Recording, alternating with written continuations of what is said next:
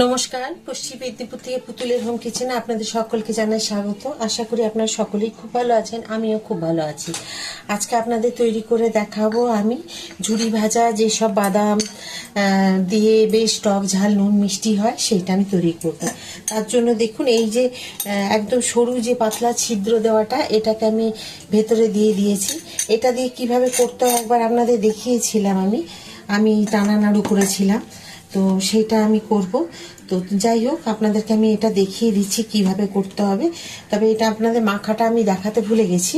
এটার মধ্যে সেরকম কিছু দিইনি, একটু আমি আলাদা ভেজে রাখবো নুন ছাড়া, তো যা নুন চলবে না। তারপরেই আপনাদের দেখিয়ে দেবো যে আমি একটু নুন দিচ্ছি, শুধু এখন খাবার সোডা দিয়ে আর জল দিয়ে এটাকে মেখে রেখেছি, আর কিচ্ছু দিইনি। একটু খাবার সোডা দিয়েছি, জল দিয়েছি, আর 400 গ্রাম বেসন নিয়েছি।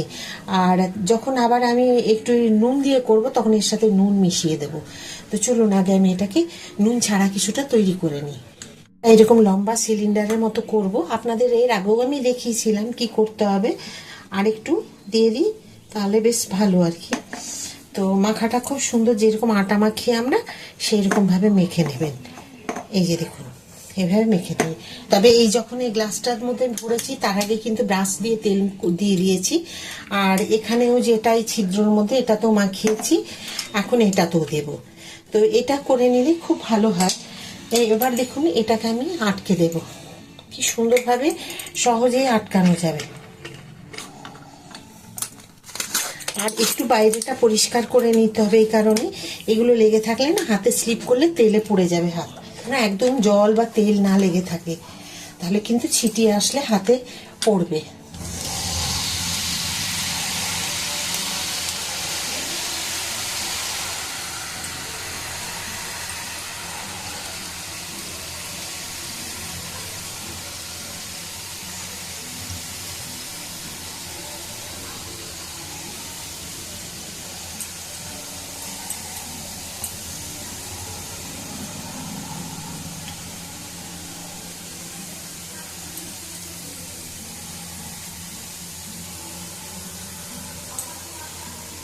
উল্টে দিলাম, আর এটা মিডিয়াম ফ্লেমে ভাজবে। প্রথমে হাই ফ্লেমে তেলটা ভালো করে করে নেবেন, যেন একটা ধোঁয়া মোটা ওঠা হয়ে যায়। তারপরে মিডিয়াম ফ্লেমে করে দেবেন। আবার যদি মনে হয় একটু হাই ফ্লেম করার, তখন হাই ফ্লেম করবে, কিন্তু আগাগোড়া হাই ফ্লেমে একদমই রাখবেন না, তাহলে কিন্তু ভেতরটা কাঁচা থাকবে আর ওপরটা দেখবেন লাল হয়ে গেছে।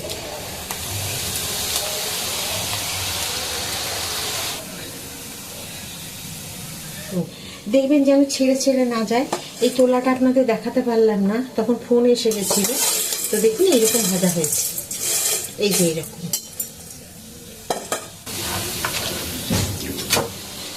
এই যে দেখুন, এক পাল্টি দিয়ে দিলাম, আবার উল্টে দিলাম একটা সাইড। এইরকম যেন থাকে, যেন ভেঙে না যায়, তাহলে আমাকে তুলতে অসুবিধা হবে। দেখুন, এটাও হয়ে গেছে ভাজা। এবার আমি এটাকেও তুলে নেব। এগুলো সব আমি নুন ছাড়া ভাজলাম। যেটা নুন দিয়ে করব ঝুরি ভাজা, সেটাতে দেখুন আমি এখানে দিয়ে দিচ্ছি পাওভাজি মশলা। আপনারা ম্যাগি মশলা, চাট মশলা দিলে একটু নুন হয়ে যাবে। ম্যাগি মশলা, চিকেন মশলা, যে ফ্লেভারটা আপনার ভালো লাগবে সেটা দিয়ে করবেন। তা আমি করব পাওভাজি মশলা দিয়ে। পাওভাজি মশলার ফ্লেভারটা আমাদের সবাই খুব ভালোবাসি। তো 1 চামচ আমি এটা দিয়ে দিলাম।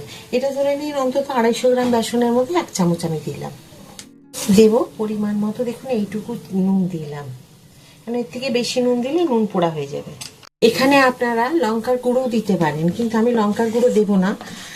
আমাদের একটু ঝাল খাওয়ার প্রবলেম আছে বাড়িতে, একটু ওই জন্য দেবো না। আমি খুব ঝাল ভালোবাসি, কিন্তু আমার বাড়িতে চলবে না, সেই কারণে আমি ঝালটাকে অ্যাভয়েড করলাম। আপনারা চাইলে এখানে লঙ্কা বাটা দিয়ে বা হয়তো গুঁড়ো লঙ্কা দিয়ে করতে পারেন। এটাতে কালো জিরে, জোয়ান এসবগুলো না দেওয়া যাবে না, কারণ এই ছিদ্রগুলো দিয়ে না আটকে যাবে। সেই কারণে আপনাদের ওইসবগুলো দেওয়া, যদি দিতে চান তাহলে বেটে আপনাকে দিতে হবে, একদম মিহি করে বেটে নিয়ে দিতে হবে, তা নাহলে কিন্তু ওটা আটকে যাবে ওই ছিদ্রগুলোর মধ্যে দিয়ে। তো চলুন, এটাকে একটু বেশ ভালো করে আমি মেখে নিয়েছি। এখন আবার ওই রকম সেমভাবে সিলিন্ডারের মতো করে লম্বা করে ওটার মধ্যে দিয়ে দেব। 1/2 চামচ মতো হিং দিয়ে দেবেন। দাঁড়ান, এটা দিয়ে 1/2 চামচ মতো হিং দিয়ে দেবেন। হিংটা দিলে খুব সুন্দর একটা গন্ধ আসবে। তো এটা আপনাদের দেখাতে ভুলে যাচ্ছিলাম। আমি খুব ভালো করে এটাকে একটুখানি সব মশলা, হিং, নুন খুব ভালো করে মিশিয়ে নেব। ওটা নুন ছাড়া ভেজে রেখে দিয়েছি। এটা কি করব আপনাদের দেখাবো, কিন্তু ওটার মধ্যে অত কিছু করব না, হয়তো একটুখানি বাদাম এমনি নুন দিয়ে ভেজে দেখিয়ে মানে করব। ওটা যেহেতু নুন ছাড়া আছে, ওটা একদমই আলাদাভাবে হবে, ওটা আর আপনাদের দেখাবো না। এটা কি করছি আমি দেখিয়ে দেবো। ঠিক দেখুন, এইরকম সিলিন্ডারের মতো শেপ দিলাম, দিয়ে এইরকম ভাবে দিয়ে দিলাম। যেটা আমি মশলা দিয়ে মাখলাম সেটা এবার ভেজে নিচ্ছি।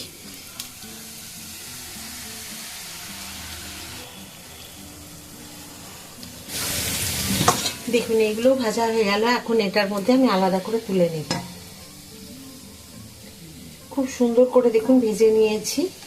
যেরকম দোকানে ঝুড়ি ভাজা খান, কিন্তু এত টেস্টি হবে না। প্লেন তো বেসন দিয়ে মেখে ভেজে দেওয়া হয়, আর আপনি মনের মতো করে যদি খেতে চান দেখবেন এই যে এইভাবে বাড়িতে তৈরি করে নিতে হবে। তা ঝাঁক দিয়ে দিলাম, ব্যাস আর নেই, এটা হলেই হয়ে গেল।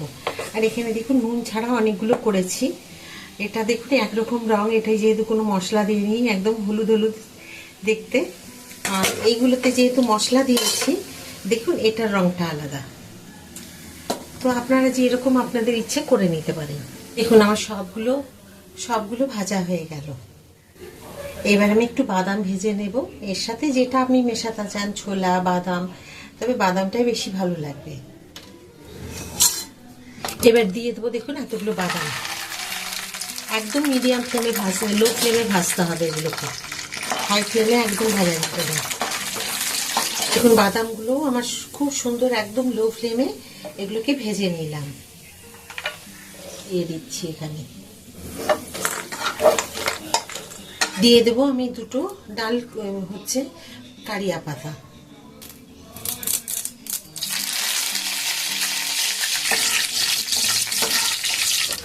আমি দিয়ে দিলাম দুটো শুকনো লঙ্কা মাখন দিয়ে ফাটিয়ে। কাঁচা লঙ্কাও দিতে পারেন, কিন্তু কাঁচা লঙ্কাটা যেন কাঁচা না থাকে, খুব ভালো যেন তেলে ভাজা হয়, এটা কিন্তু লক্ষ্য রাখতে হবে। এই যে দেখুন এখানে দিয়ে দেব। তেল কম আছে এখানে, ভাজতে ভাজতে কমে গেছে যেটুকু তেল, তাই আমি কারিয়া পাতাগুলোকে এইভাবে দিলাম, নাহলে ওই ডালগুলো সমেতই দিয়ে দিতাম, শিরাগুলো সমেত, তাহলে তুলতে সুবিধা হবে। দেখুন দিয়ে দেব আমি 2 চামচ আমচুর পাউডার, খুব ভালো লাগবে খেতে। 2 চামচ দিলাম না, 1.5 চামচ দিলাম এই চামচটার।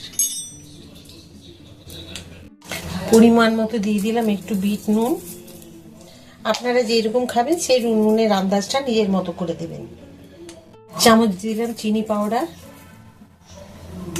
দিয়ে দিলাম ম্যাগি মশলার হাফ। ম্যাগি মশলা দিয়েছি আমি হাফ কেটে, জানি না ভিডিওটা করতে পেরেছি কিনা, দেখে নেব আমি। তো এগুলোকে এবার সব মিশিয়ে নেব।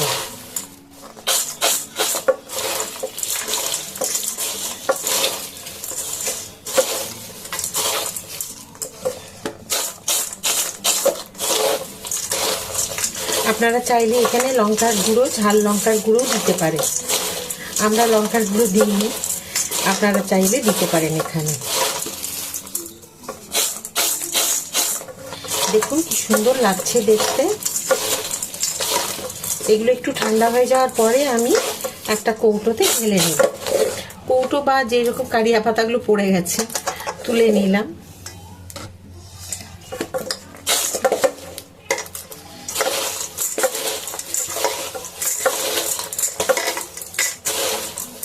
দেখুন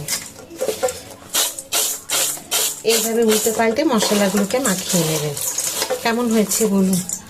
আশা করি ভালো লেগেছে আপনাদের আজকে এটা।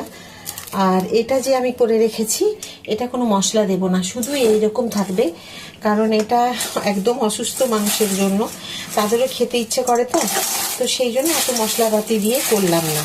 আপনারা চাইলে করতে পারেন যদি বাড়িতে কেউ খেতে চায় এরকম মুখরোচক।